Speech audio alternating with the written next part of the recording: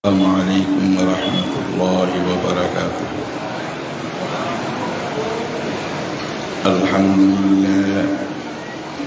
الحمد لله وكفى وسلام على عباده الذين اصطفى. أما بعد، بسم الله الرحمن الرحيم. إن الذين قالوا ربنا الله ثم استقاموا تتنزل عليهم الملائكة ألا تخافوا ولا تحزنوا وتبشروا بالجنة التي كنتم توعدون. صدق الله المولانا العظيم وصدق رسوله النبي الكريم، ونحن على ذلك لمن الشاهدين والشاكرين، والحمد لله رب العالمين، والصلاة والسلام على سيد الأنبياء والمرسلين وعلى آله وأصحابه أجمعين. اللهم صل على محمد النبي الأمي وعلى آله وسلم تسليما. رب زدني علما، رب اشرح لي صدري ويسر لي أمري واحلل عقدة من لساني يفقه قولي. মঞ্চে উপস্থিত সম্মানিত মুরব্বিয়ানে কেরাম, দিগর বেরাদারান ইসলাম, ফরদানশীল মা বোন, সম্মানিত মা বোনেরা, আল্লাহ তাআলার শেষ অফুরন্ত দয়া, আজকে বহু মেহনতের পরে এই মাদ্রাসার সবার আয়োজন করেছে। বহু পয়সা খরচ, বহু মেহনত, বহু কষ্ট, সবাই কষ্ট করেছে। যারা আসছেন তারাও কষ্ট করেছে। আসার একটা কষ্ট, পয়সার একটা খরচ, সময় একটা দেওয়া। কি জন্য আসলাম, কি নিয়ে যাব, এটা আমাদের চিন্তা করা কথা। ডাটাই থাকলে তো সঙ্গে বসা হলো।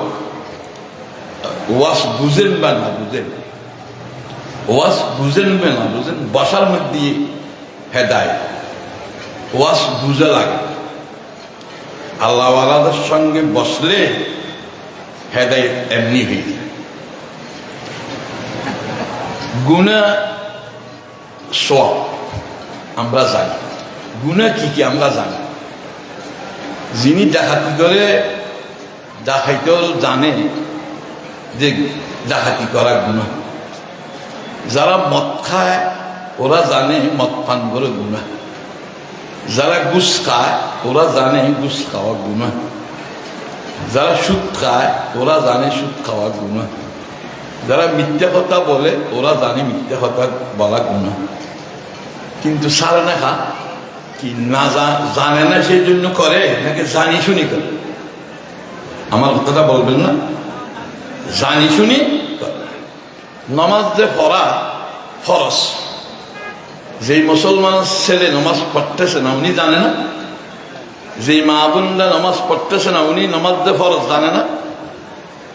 নামাজ না পড়লে জাহান্নামে যেতে হবে ওইটাও জানে।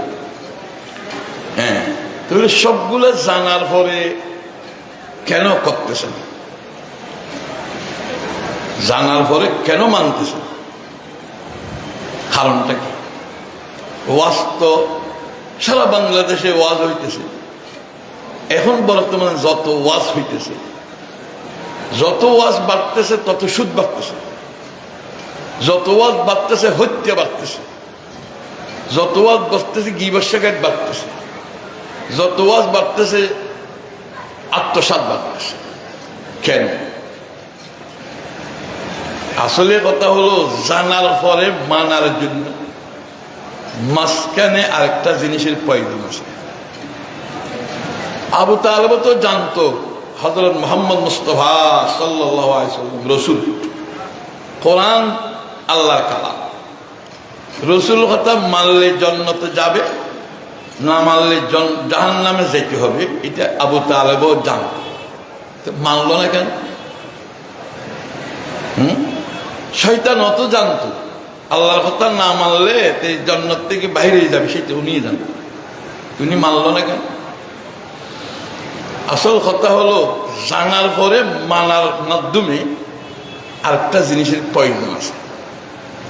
শুধু ইটের ওপর ইট রাখলে দেওয়াল হয় না। হবে? ইটের উপর ইট রাখলে দেওয়াল হয়? মাঝখানে কি দিতে হয়? মশলা দিতে হয়। গাছের উপর গাছ রাখলে ফালং হয় না, শেয়ার হয় না। আবার একটা লোক একটা ধরার জন্য ফেরাক বা আরেকটা কিছু দিতে হয়। কাপড় কতগুলি জমা করলে জামা হয় না, মাঝখানে আরেকটা সুতো দিয়ে দিতে হয়। একটা কাগজ আরেকটা কাগজ লাগাইলে ডাল হয় না, মধ্যে দিয়ে আটা দিতে হয়। তদুরূপ জানার পরে মানা হওয়ার জন্য আরেকটা জিনিসের প্রয়োজন আছে, এটা হলো আল্লাহ ওয়ালাদের সহবত হতে হয়। আল্লাহ ওয়ালাদের সহবত না হলে আপনি হাজারও জানেন, জানা থাকবে মানা হবে, জানা হবে মানা হবে। ঠিক না? আসছি যে আমরা আল্লাহ ওয়ালাদের সহবতে বসে দাঁড়াই থাকলে তো আল্লাহ ওয়ালার সহবতে বসা হলো না। সেই জন্য সবার কাছে আমার অনুরোধ, আল্লাহ ওয়ালাদের সাথে বসেন। সমস্ত কিয়ামতের ময়দানে বলতে পারবো, আল্লাহ আমি তো ভালো কাজ করতে পারিনি, কিন্তু ভালোওয়ালাদের সাথে কিছুক্ষণ বসছিলাম। এটাই তো আপনাদের নেজাত রুসিলে হতে পারে। তো আল্লাহওয়ালাদের সাথে বসলে বুঝও লাগবে না, শিখও লাগবে না, শুনও লাগবে না। যেমন উদাহরণ দেখেন, আপনি যদি আতরের দোকানে বসেন, আতর কিনলেও খুশবু লাগবে, না কিনলেও খুশবু লাগবে। আপনি চাইলেও লাগবেন, না চাইলেও খুশবুটা আপনার গায়ে লাগবে। আপনি যদি বলেন আমি আমার লাগবে না লাগবে না লাগবে না, হইলেও খুশবুটা লাগবে, লাগবে না? কি বলেন, লাগবে না? আপনি যদি আগুনের ভাসে বসেন, গরম লাগবে, আপনি চাইলেও লাগবে, না চাইলেও লাগবে। আপনি নদীর ভাসে বসেন, ঠান্ডা অবশ্যই লাগবে, আপনি ইচ্ছে করলেও লাগবে, ইচ্ছে না করলেও লাগবে। তদুরূপ আল্লাহ ওয়ালাদের সাথে বসলে আল্লাহর ইশক আর প্রেম মহব্বত এটা অটোমেটিক লাগবে। বুঝে আসেন? এই জন্য বলতেছে আল্লাহ ওয়ালাদের সাথে বসা এটা হাজার হাজার বছর খালেস ইবাদত করার থেকে উত্তম। এক জমানা সোহবতে বা আউলিয়া, এক জমানা সোহবতে বা আউলিয়া, বেহতর সাদ সলে তাআতে বেরিয়ে।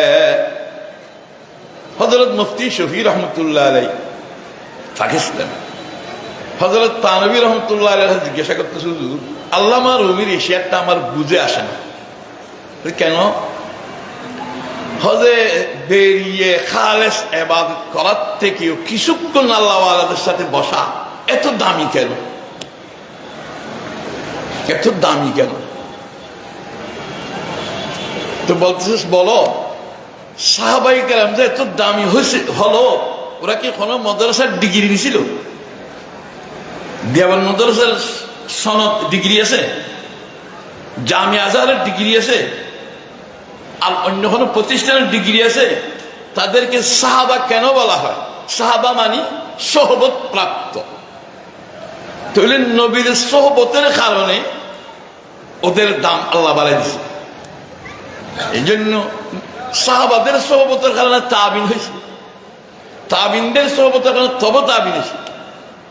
এ পর্যন্ত পৃথিবীর যত বড় আলেম, বড় আল্লামা, বড় মুফতি, বড় মুহাদ্দিস, যাদের নাম শুনলে আপনাদের ভালো লাগে, সব আরেকজনের সোহবতের কারণে দাবি। আল্লাহর ইশক আর প্রেম এমনি লাগে না। আল্লাহ মানুষকে বানিয়েছে, মানুষের বানানোর সময় আল্লাহ মানুষকে বানিয়েছে আল্লাহ মহব্বত করে, আদর করে, দয়া করে। সেই জন্য মানুষের মধ্যে একটা মেইন জিনিস দিছে মহব্বত, আর কোনো জানোয়ারের মধ্যে নেই। দেখেন শিকেলের গর্তে থাকে, উনি একা থাকে, ওনার বিবি ওনার ছেলে, ওনার মেয়ে, ওনার শাশু, ওনার শাশুড়ি, ওনার খালা, ওনার বাবি, ওনার তালতো বোন, ওনার খালতো বোন, সব নিয়ে থাকেন। থাকে শিকেল আছে এরকম, কুকুরের মধ্যে সেরকম আছে। আমার কথা বুঝতে পারেন না? তাহলে মানুষ হলো সামাজিক জীব। মানুষ মানে মহব্বত। মানুষ শব্দের অর্থই মহব্বত। আল্লাহ তাআলা মানুষকে বানাইছে মহব্বত, প্রেমের উপর সৃষ্টিগত মানুষ। মানুষের মধ্যে একটা জিনিস আছে, মেইন মেরুদণ্ড, এটা হলো মহব্বত। সেই জন্য মানুষ একা থাকতে পারে না। একা দেখলে আরেকজন দেখলে ওইখানে যে একত্রিত হয়ে যায়। কিন্তু মানুষের মধ্যে মহব্বত আছে, স্থান আছে। এখন সবচেয়ে বড় মহব্বত হবে দুনিয়ার যার সাথে মহব্বত করেন, চাই বন্ধুর সাথে করেন, চাই মার সাথে করেন, চাই বাবার সাথে করেন, চাই আর সাথে করেন, চাই আরেকজনের সাথে করেন, যত জিনিসের সাথে আপনার সম্পর্ক মহব্বত থাকুক, থাকবে না। কোন জিনিসের সাথে আপনার সম্পর্ক মহব্বত থাকবে না, একদিন না একদিন মারা যাবে, ছিন্ন হয়ে যাবে। মৃত্যুর কারণে, ফেরেশানির কারণে, সামাজিক গন্ডগোলের কারণে, রাগের কারণে, গুসার কারণে, দুনিয়ার যে কোনো জিনিস হলো আপনি সম্পর্ক করবেন, এটা একদিন না একদিন ছিন্ন হয়ে যাবে। কিন্তু একটা সম্পর্ক ছিন্ন হবে না, একদিন না একদিন আপনাকে মিলেই নিবে, শুধু আশা করলে হয়ে যাবে। একদিন না একদিন আপনার সাথে আপনাকে মিলেই নিবে, আপনাকে ছাড়ি দিবে না। এটা কার সাথে সম্পর্কটা বলেন দেখি, কার সাথে বলেন? দুনিয়ার সমস্ত সম্পর্ক ছিন্ন হয়ে যাবে। একটা সম্পর্ক একদিন না একদিন আপনাকে মিলেই নিবে, আপনি যত বড়ই গুনাহগার হন না, একদিন না একদিন মিলেই নিবে। আপনি দুনিয়ার যাচ্ছে সম্পর্ক, সেই জন্য বলতেছে ফিকির দুনিয়া করকে দেখা, ফিকির ওকবা করকে দেখ, ফিকির দুনিয়া করকে দেখা, ফিকির ওকবা করকে দেখ, छोड़ कर ये फिक्र सारे फिक्र मौला करके देख, कौन किसका काम आया कौन किसका है बना, सबको अपना करके देखा रब को अपना करके देख। সমস্ত জিনিসকে আপন বানাই দেখছেন তো খার খিলা বুঝে বলে, সমস্ত জিনিসকে আপন বানাই দেখছেন দুনিয়ার মধ্যে, খার খিলা হয়েছে। सबको अपना करके देखा रब को अपना करके देख, সমস্ত জিনিসকে আপন বানাই দেখছেন, কিন্তু আপন কেউ থাকেনি। সেই জন্য আল্লাহ ওয়ালা বলেন, কি বলেন, সমস্ত সম্পর্ক ছাড়েন, আল্লাহর সাথে জোড়েন, আল্লাহর সাথে সম্পর্ক করেন, সমস্ত সম্পর্কে ছিন্ন করেন। আল্লাহর সাথে সম্পর্ক কখন হবে, কেমনে হবে? কখন হবে, কেমনে হবে? আল্লাহর সাথে সম্পর্ক করার ফলে তো আপনার মানুষের 7টা অবস্থা, অথবা মানুষ ইবাদত করে, অথবা মানুষ গুনাহ করে, অথবা মানুষ সচ্ছল, অথবা মানুষ গরিব। সেই অবস্থার থেকে খালি না। যদি মানুষ ইবাদত করে, নামাজ পড়ে, রোজা রাখে, হজ করে, যাকাত দেয়, কাম হবে? শয়তান কি আমল কম করছিল আমার থেকে? পৃথিবীর যত বড় বড় দরবেশ, অলি, কুতুব, গোস, আবদাল ইবাদত করেছে, ওনার শয়তানের ইবাদত বেশি না আল্লাহর অলির ইবাদত বেশি? বলেন, শয়তানের ইবাদত বেশি।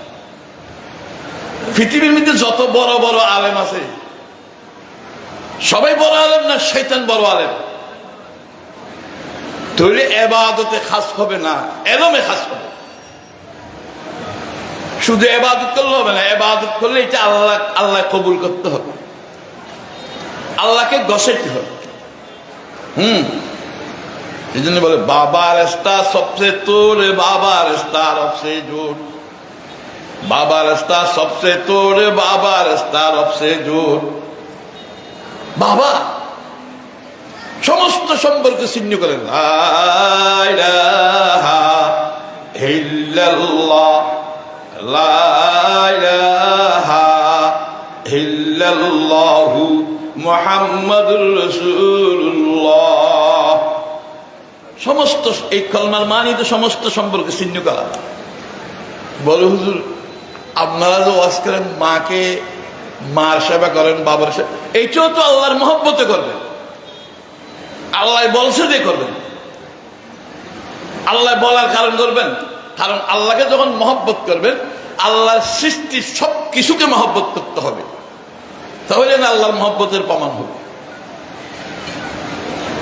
আল্লাহকে যদি মহব্বত হয় তাহলে সমস্ত জিনিসের মহব্বত হতে হবে,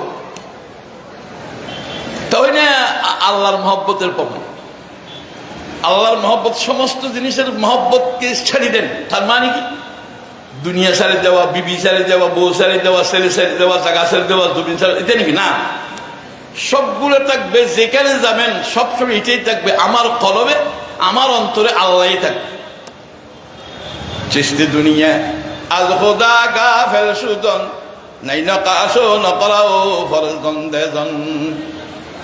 দুনিয়ার মানে সন্তান, বিয়ে করা, বাড়ি করা, ঘর করা, টাকা নেওয়া, জমিন নেওয়ানো, এগুলোর পিছনে ভরা আল্লাহকে ভুলে যাও, আখিরাতের কথা ভুলে যাও। আমার কথা, এই দুনিয়াটা, এই হায়াতটা যদিও সংক্ষেপ, দুনিয়াটা হায়াতটা খুব সংক্ষেপ, অতি অল্প হায়াত, কিন্তু অতি অল্প হায়াত হলে কি হবে? এই হায়াতটাই আমার অফুরন্ত হায়াতের ফয়সালা।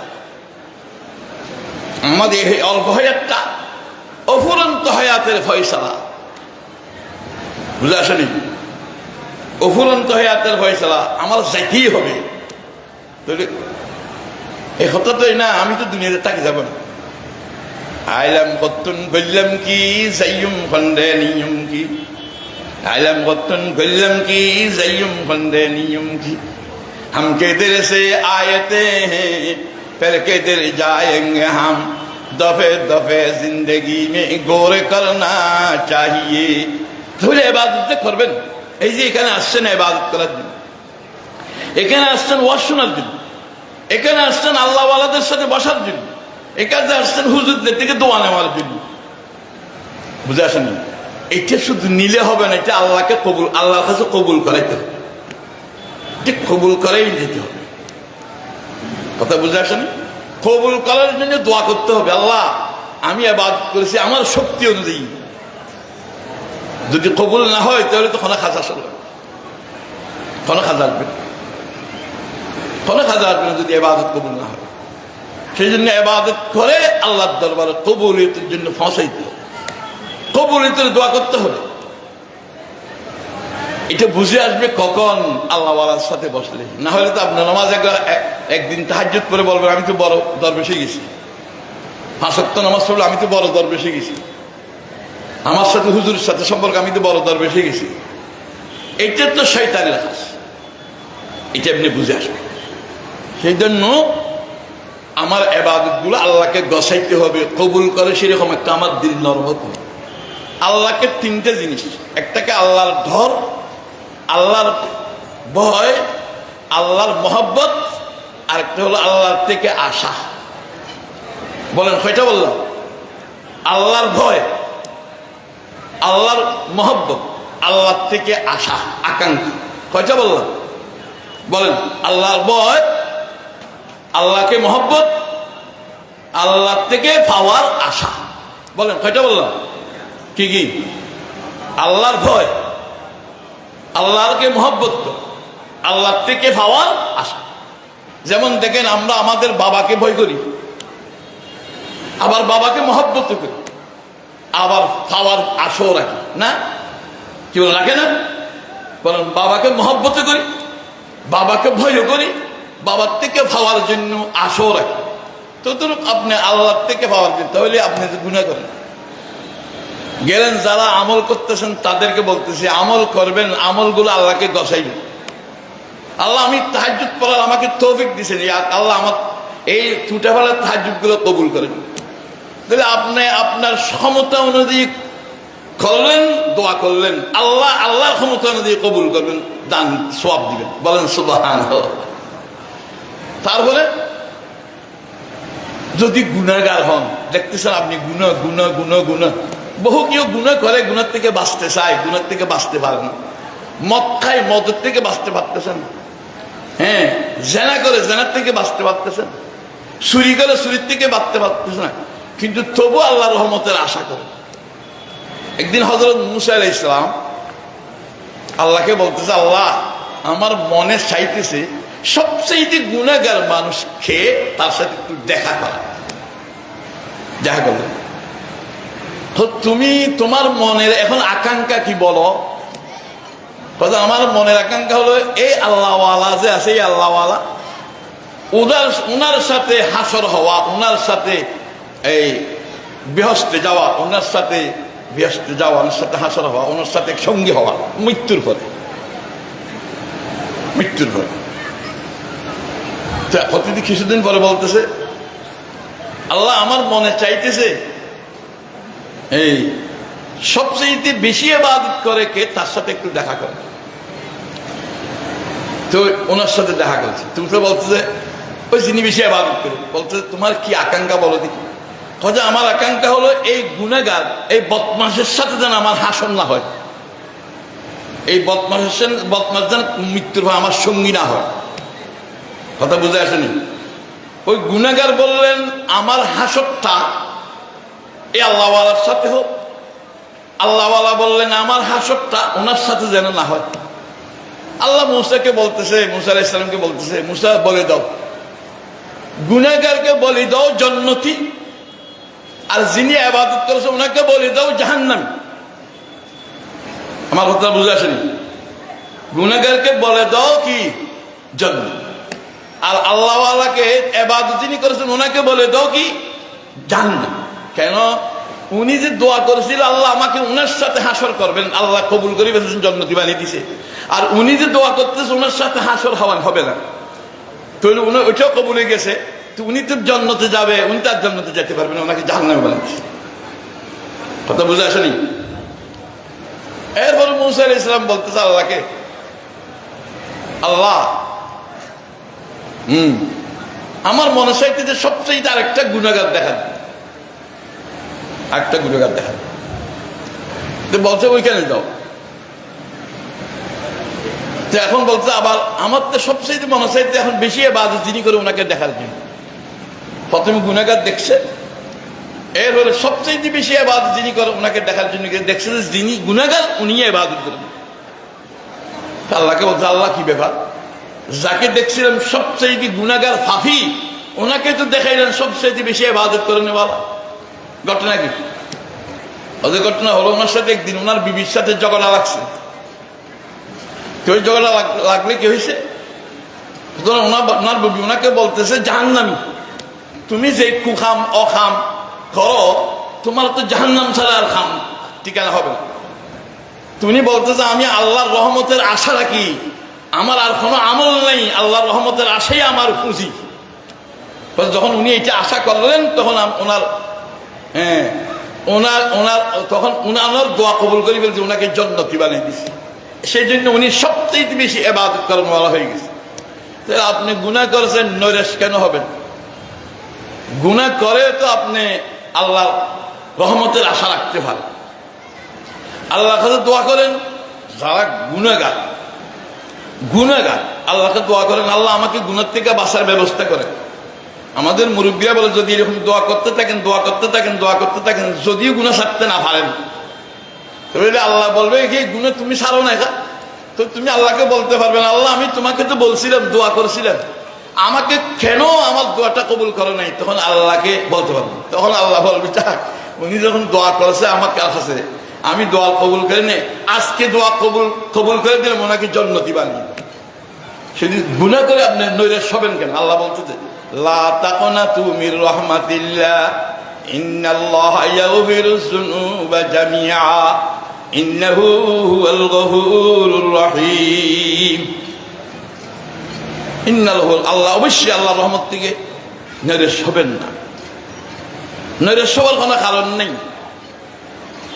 তাহলে যিনি ইবাদত করতেছে শুধু ইবাদত করলে হবে না, আল্লাহর কাছে দোয়া করতে হবে ইবাদত কবুল হওয়ার। আর গুনাহ করতেছেন আল্লাহর রহমত থেকে নৈরাশ হবেন না। যেমন ফুজাইল ইবনে আয়াস ডাকাইতুল লিডারকে আল্লাহ তাআলা ওলির লিডার বানিয়ে দিয়েছে। ফুজাইল ইবনে আয়াস, ইব্রাহিম বিন আদহাম বাদশা ছিল, উনি মনে করছে আল্লাহ আমার সাথে একটু দেখা করে দেন, আমার সাথে একটু সাক্ষাৎ দেন। উনি তো তত্ত্ব বসে থাকতেন। একদিন এক গ্রামের লোকের একটা ওট হারানো গেছে, উনি ওট তালাশ করার জন্য এই দোতলায় উঠছে, ঠক ঠক আওয়াজ করতেছে। ইব্রাহিম আদহাম বলে এখানে খেরে, এখানে আমি একজন মানুষ, তো তুমি এখানে কেন আসছো? আমার ওটটা হারাই গেছে, এটা তালাশ করতেছি। আরে বোকা, ওট হারাই গেছে মাঠে বিলে খালে যাবেন, দোতলায় ওট আসেন। তো ওই ভদ্রলোক ভদ্রলোক না, উনি ফেরেশতা, বলতেছে বাদশা সাহেব মহারাজ, আমি যদি দোতলায় ওট পাওয়া না যায় তাহলে আপনি তত্ত্বতে বসে বসে আল্লাহকে কেমনে ভাবেন? আমি যদি ওট না ভাই তো তত্ত্বতে বসে বসে আরামে বসে বসে কি ওট পাবেন? তখন ওনার দিলে একটা ধাক্কা লাগছে, আফসোস আমাকে তো বড় কথা বলে দিল। উনি কে দেখি, দরজা খুলে দেখলেন কেউ নেই। এরপরে আবার আরেকটা ধাক্কা দিতেছে। ওনার এই একটা বাঁধি ছিল, ওনার বিছান বাচ্চার বিছানটা কেমন হবে তো বুঝেন। তো বাঁধি একদিন বাচ্চা কোন জায়গায় গেছে, ওই বিছানায় শুয়ে গেছে। বাচ্চা আসে দেখলো 2-3টা থাপ্পড় লাগাই দিছে। কিছুক্ষণ খানলেন, আবার হঠাৎ হাসতে লাগলেন। কি রে, তোর মারলাম, তুই খানস, এতক্ষণ খানলি, হ্যাঁ চোখের পানি ফেলালি, আবার হঠাৎ হাসলি কেন? বড় ব্যাপারটা কি?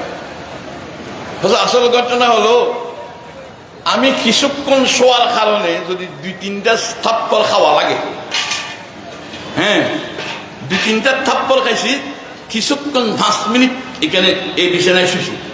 চিন্তা করতে যে বাদশা সাহেব আপনি সারা জীবন যেখানে শুইতেছেন, আপনাকে আল্লাহ তাআলা কত মারবে আল্লাহ জানে।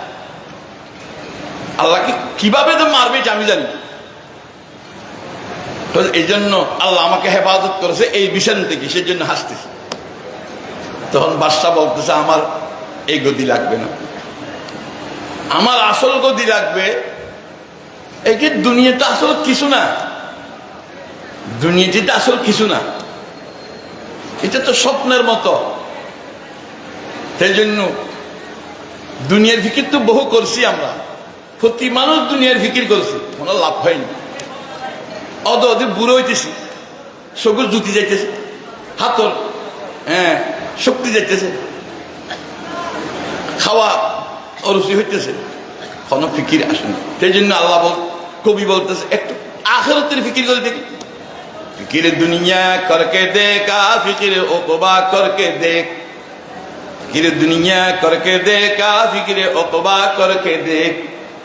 দুনিয়ার ফিকির তো বহু করলেন, শ্বাস নিয়ে, ব্যবসা নিয়ে, বিজনেস নিয়ে, বুঝাশা নেই, বহু ফিকির করেছি, দেখতেছেন না? ক্ষমতা কোথায়, এমপিগিরি কোথায়, মন্ত্রীগিরি কোথায়, এইগুলো হলো দুনিয়ার হাকিকত। সেই জন্য আখিরাতের ফিকির করেন। এই সভা দেওয়ার উদ্দেশ্য, গোড়া বছর দুনিয়ার ফিকির করেছি, আখিরাতের ফিকির কি করবে, এর ভিতর দিয়ে আখিরাতের ফিকির। আমরা বলবো হুজুর সমাজে পারতেছি না, না এটা ভুল কথা। সমাজের জন্য ভাবতেছি না, এটা ভুল কথা। আল্লাহ তাআলা যদি আমরা করতে চাই, করার সুযোগ আল্লাহ করে দিবেন, সুযোগ আল্লাহ করে দিবেন।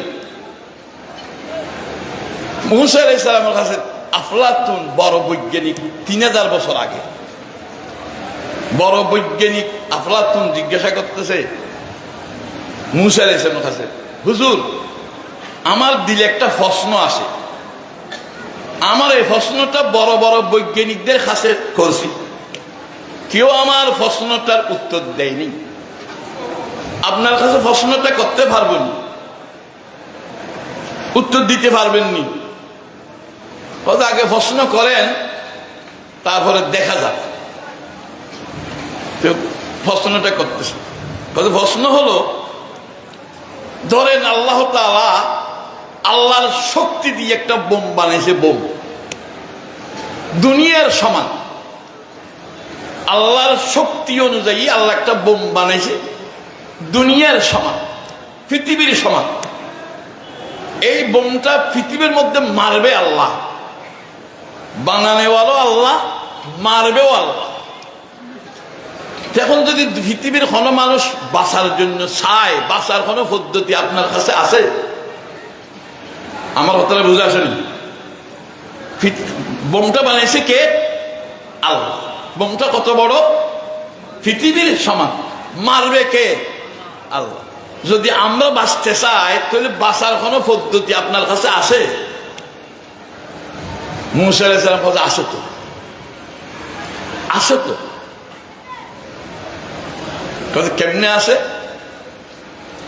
আছে যে দেখেন দুনিয়ার মধ্যে যদি কেউ আপনাকে রাইফেল মারে, গুলি মারে, আপনাদের দৌড়ি যাই যে গুলি মারতেছে তাকে তার কোমর বেড়ায় ধরেন, তার গার পাশে দাঁড়ান। যিনি আপনাকে রাইফেলের গুলি মারতেছে, আপনি যদি রাইফেল মারনেওয়ালার পাশে দাঁড়ান তাহলে রাইফেলের গুলি আপনার গায়ে পড়বে না? পড়বে? আমার কথা বুঝাতে পারবে? পারবে। তদরূপ দুনিয়ার আযাব আসতেছে, গজব আসতেছে, মুসিবত আসতেছে, বিভিন্ন প্রকারের আসতেছে। হ্যাঁ, এগুলা আপনার গায়ে পড়বে না, আমার গায়ে পড়বে না যদি আমি আল্লাহর পাশে থাকি। কার পাশে থাকি? আল্লাহর পাশে। আল্লাহর পাশে থাকলে পৃথিবীর কোনো মুসিবত আসবে না, আল্লাহর পাশে থাকি। তো মুসা আলাইহিস সালামের উত্তর হয়ে গেছে। তাহলে আমরা কেন সমাজের কারণে, দেশের কারণে, মানুষের কারণে পারতেছি না? না পারার কোনো কারণ নেই, এটা আমার অবহেলা। বুঝে আসেনি? আমরা কিছুদিন করলাম, তারপরে বাদ দিয়ে দিলাম। সত্যি নামের এক বুজুর্গ ছিল, সরসত্তি। উনি একদিন আম গাছ তলে ঘুমাইছে। আম গাছ তলে ঘুমানোর পরে এক আওয়াজ আসতেছে, হে সরস্বতী শক্তি, আমার মতো হয়ে যাও। উনি দেখলেন চারিদিক দিয়ে ঘিরে, আমাকে এই আওয়াজ, এই শব্দ খেয়ে বলে আমার মতো হয়ে যাও। আমার মাধ্যমে বুঝতে পারলাম আমাকে কেউ বলতেছে না, গাছে বলতেছে, গাছে বলতেছে আমার মতো হয়ে যাও। তা আমি গাছকে বললাম, গাছ আমি তোমার মতো কেমনে হব? এটি কিরকম? আমি হলাম মানুষ, তুমি হলেন গাছ, আমি গাছ কেমনে হব? আমার মতো হবেন মানি, আমার মতো হবেন মানে আমাকে মানুষে ডিল মারে, আমি তাকে আম দিই। আমাকে মানুষে পাথর মারে, আমি তাকে বড়ই দিই। আমাকে মানুষ ডিল মারে, আমি তাকে ফল দিই। কথা বুঝে আসেননি? তো ওই গাছের মধ্যে ডিল মারে, গাছও কি ডিল মারে না, গাছে ফল দে, ফল দে। আপনি যে কোনো ফলের গাছে ডিল মারেন, গাছ আপনাকে ফল দিবে। তুমিও, তোমাকে মানসিক গালি দিবে, তুমি তাকে আল্লাহর কথা বলো, তুমি কে তাকে ভালো কথা বলো। তো সরস্বতী বলতেছে, গাছ তোমার কথা বুঝে আসছে, তুমি এত বড় দয়ালু, মানুষে তোমাকে ডিল মারলে তোমাকে মানুষকে ফল দাও, তো তোমাকে আল্লাহ তাআলা চুলের লাকড়ি কেন বানিয়েছে? তোমাকে আল্লাহ তাআলা চুলের লাকড়ি কেন বানিয়ে দিল? জ্বলার জন্য। আসলে কথা হলো, আমার মধ্যে যেমন একটা গুণ আছে, সবসময় মানুষকে ফল দিই, আবার আরেকটা দোষ আছে।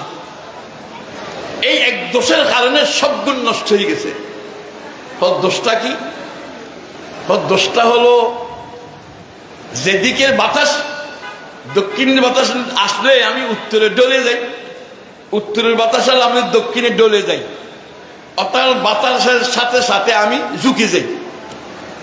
যে রাম তার সঙ্গে হাম। হ্যাঁ, আমার সব মানুষের সাথে, আমার মানুষের সাথে, ইহুদি নাসারার কালচারের সাথে, মক্কর জুয়াকর গাঞ্জাকরের স্বভাবের সাথে আমার সমাজ হয়ে যায়। ওরা যেরকম করে আমি সেরকম। গাছে বলতেছে আমার এত গুণ থাকা সত্ত্বেও একটা গুণ আমার নম্রতা, অলসতা, অলসতা, অলস। আমি যেদিক থেকে বাতাসে আমি ডুলে যাই, এই দোষের কারণে আমার সব গুণ মাটি করে দিয়ে আমাকে আগুনের লাহরি বানিয়ে দিছে। আগুনের কি বানিয়ে দিছে? লাহরি বানিয়ে। মানুষ তুমিও তোমার খাজনাতে অটল থাকবেন, অটল। অটল থাকলে আল্লাহ তাআলা বলতে তোমার উপর রহমত বর্ষিত হবে। ইন্নাল্লাযীনা ক্বালু রাব্বুনাল্লাহু সুম্মা ইসতাকামু তাতানাজ্জালু আলাইহিমুল মালায়েকা। আল্লাহ বলতেছে ইন্নাল্লাযীনা ক্বালু রাব্বুনা, যে বলতে আমার মালিক আল্লাহ, রব্বে করিম। ইন্নাল্লাযীনা ক্বালু রাব্বুনাল্লাহ, আমরা সবাই আমার রব, আমার পালক, আমার মালিক, আমার খালেক বলছি কিনা? বলি না? আমাদের রবকে বলো, আরো বড় করে বলো, রবকে। আমাদের পালককে, আমাদের মারনেওয়ালাকে। আল্লাহ আল্লাহ আল্লাহু আল্লাহ আল্লাহ আল্লাহু আল্লাহ আল্লাহ আল্লাহু अल्लाह अल्लाह अल्लाह यादों में तेरी सबको बुला दो यादों में तेरी सबको बुला दो कोई ना मुझको याद रहे तुझ पर सब गरबार लुटा दो खाने दिल आबाद रहे सब खुशियों को आग लगा दो गम से तेरे दिल शाद रहे सब फिक्रों का अपनी नजर से गिरा दो फरियाद फकत तुझसे रहे अब तू रहे बस ताद में आखिर बिरदे जुबां आई मेरी ला इलाहा इल्लल्लाह ला इलाहा इल्लल्लाह ला इलाहा इल्लल्लाह ला इलाहा इल्लल्लाह লা ইলাহা ইল্লাল্লাহ। তাহলে আল্লাহর যে আমাদেরকে, আল্লাহর মহব্বত আমার মধ্যে সৃষ্টি কেমন হবে? সেটা খাস করলে সৃষ্টি হবে। এই সেটা খাস বলে আমি শেষ করব। বহু আল্লাহওয়ালা আছে, আমি সবাইকে বলবো আল্লাহওয়ালারা সব চলে যেতেছে। এখন যারা আছে তারা আমাদের আল্লাহওয়ালা। এখন যারা আছে তাদেরকে আমরা বরফিসা মনে করতে, এখন যারা আছে তাদেরকে খাজা সাহ মনে করতে হয়। কথা বুঝে আসেনি? খাজা সাহ, ওনার ফিস ছিল খাজা হারুনি। খাজা হারুনি একদিন বলছে, হে ভাই এশার নামাজ বসে তোমরা সবাই বসো, তো তোমরা সবাই বসে দাও, বস। আজকে সকালে যে আমার পিছনে ফজর নামাজ জামাত শহীদ পড়বে সব জান্নাতে যাবে,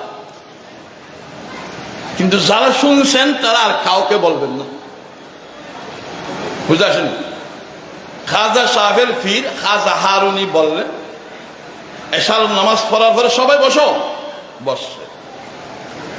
বলতেছে যে আজকে ফজরের নামাজ জামাত শহীদ আমার পিছনে পড়বেন সবাই কোথায় যাবে বলেন? জান্নাত। এই কথাটা যারা শুনছেন আর কাউকে বলবেন না। যদি বলেন জাহান্নামে যাবেন, যদি বলেন জাহান্নাম, তাহলে বড় মুসিবত না? আপনি তো আপনার ভাইকে বলতে পারবেন না, আপনার বাবাকে বলতে পারবেন না, আপনার ছেলেকে বলতে পারবেন না, আপনার বন্ধুকে চাইলে জাহান্নামে যেতে হবে। তখন খাজা সব যখন শুইছে, শোয়ার পরে চিন্তা আসছে, হাইরে আমি শুনলাম আমার ভাই তো শুনে নাই, আমার আলাফালার মানুষ তো শুনি নেই, আমার বন্ধু বান্ধব তো শুনে নেই, আমার ভাই বেড়াতে তো শুনে নেই, তো ওরা জাহান্নামে যাবে, আমি জান্নাতে যাবো একা? এক কাজ করলে ভালো হয়, আমি একা জাহান্নামে যাই, আমার কারণে যদি সবাই জান্নাতে যায় তাহলে এটা আমার দিলে শান্তি লাগবে। তখন খাজা সাহেব বিছানা থেকে উঠলেন, উঠে গোটা গ্রাম বলে দিছে। কি বলছে? হে, আজকে সকালে আমার হুজুরের পিছনে যারা নামাজ পড়বেন সব জান্নাতে যাবে। একথা শোনার পরে কি আর ঘুমাই নাই, সব সকালে আসে গেছে। তো নামাজ পড়ে বসে তো বলতেছে, কিরে তোমরা তো আর কখনো এই সকালে এই জায়গায় নামাজ পড়নি, আজকে কেন নামাজ পড়তে আসছো? আর কখনো থেকে আসেননি? হুজুর, কালকে আপনি বলছেন না যারা আপনার পিছনে আজকে ফজর নামাজ পড়বে সব জান্নাতে যাবে, তোমাকে বলছিলাম নি? হয়তো আমাকে বলেন, কাকে বলছো? হয়তো মঈনুদ্দিনকে বলছেন না, খাজা মঈনুদ্দিনকে? তোমাকে উনি বলছে নাকি? হয়তো আমাকে উনি বলছে। এ খাজা মঈনুদ্দিন আসনি? হয়তো আসি হুজুর। দাঁড়াও, দাঁড়াইছি। তুমি কোনাকে বলছো? হয়তো বলছি। কি তোমাকে ভুলে গেছো নাকি? হয়তো না হুজুর, ভুলি নেই। কি বলো নেই? যারা আমার আজকে ফজর নামাজ আপনার পিছনে পড়বে তারা জান্নাতে যাবে, এই কথা যদি কাউকে বলি যে জাহান্নামে যাবে, তো আপনি বলছেন যে জাহান্নামে যাবেন নাকি? হুজুর, আমি শুয়েছিলাম, কিন্তু আমার শোয়ার পরে আমি কোনো মতো ঘুমাইতে পারি না। কেন? আমার দিলে ছটফট করতেছে।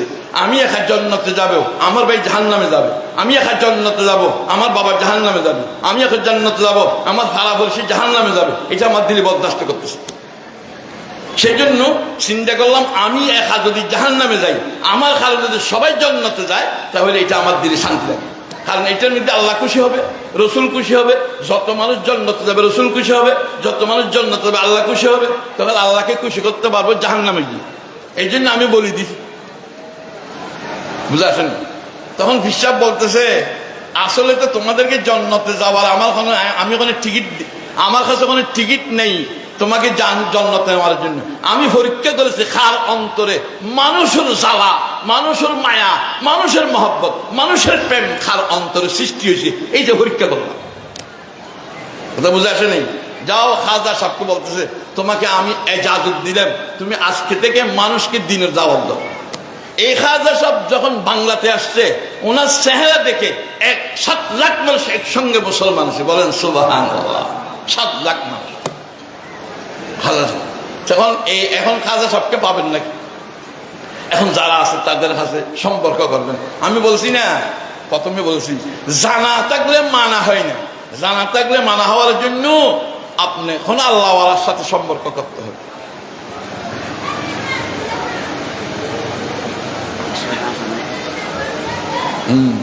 চারটা জিনিস। একটা হলো আল্লাহ কি কি নিয়ামত দিছে, বসে বসে চিন্তা করবেন।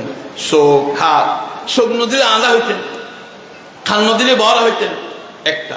2 নম্বর হল সুন্নতের উপর অটল, সুন্নতের উপর অটল থাকবেন। 3 নম্বর হলো আল্লাহ জিকির বেশি করবেন। 4 নম্বর কখনো আল্লাহওয়ালার সাথে সম্পর্ক করবেন। অবশ্যই আল্লাহর মহব্বত প্রেম আপনাকে ধরবে। একদিন আল্লাহ আপনার সাথে জড়িত হয়ে যাবেন। আল্লাহ আপনাকে ধরা দিবেন একদিন। আল্লাহ তাআলা সবাইকে আমল করার তৌফিক দান করুক। ওয়া আখিরু দাওয়ানা আলহামদুলিল্লাহি রাব্বিল আলামিন ওয়া সাল্লাল্লাহু তাআলা আলা খায়রি খালকি মুহাম্মাদিন ওয়া আলিহি ওয়া আসহাবিহি আজমাইন। আসসালামু আলাইকুম ওয়া রাহমাতুল্লাহি ওয়া বারাকাতুহু। সম্মানিত হাজিরিন, এখন এশার আযান হবে। আমরা সকলেই ওযু, ইস্তিনজা, বিভিন্ন ধরনের হাজত শেষ করে সকলেই মসজিদে গমন করি ইনশাআল্লাহ।